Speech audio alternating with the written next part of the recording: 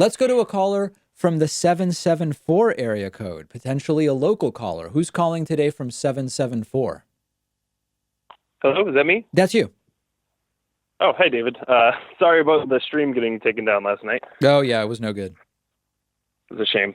But I just wanted to take a minute and expand upon the segment from last week. You had talked about, or you had pointed out that at a recent rally in North Carolina, Trump's line was actually a KKK slogan, the love it or leave it, from that area. And Yes.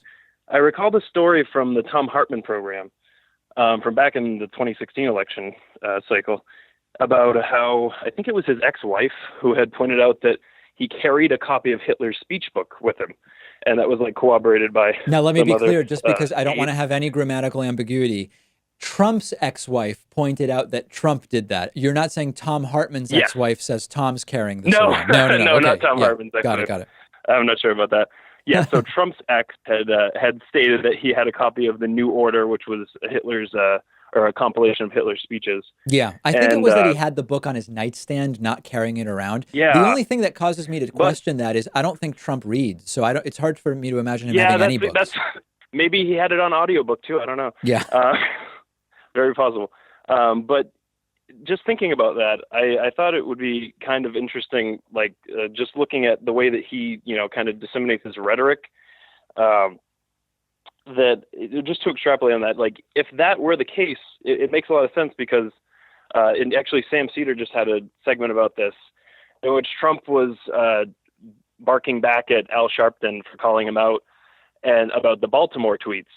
And he was saying how he was the least racist person in the world. Yeah. And that he's done more as in his 2.5 years as president than any president ever has before. And I literally shot like snot out of my nose. I was laughing so hard at the absurdity of that statement. Like, yeah, forget Abraham Lincoln, forget anybody who's done any abolition work, what did they help?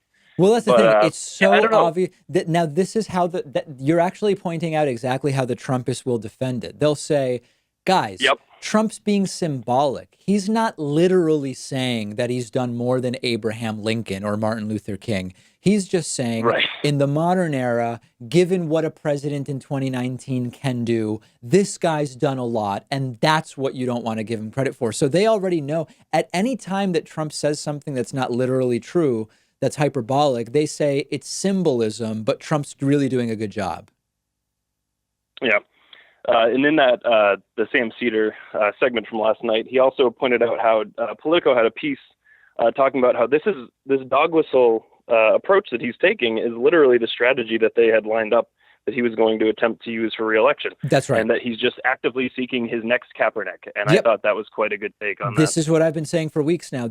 You can't win by exposing the things Trump is saying because it's a strategy and his followers like it. So it's like, you're only going to convince them that he's doing exactly what they want to see him doing. That's not a strategy. That's why we've got to win on turnout. Absolutely. Yep. Well, thanks for taking my call. Okay, thanks. Appreciate the call. Great. We'll hope to hear from you again.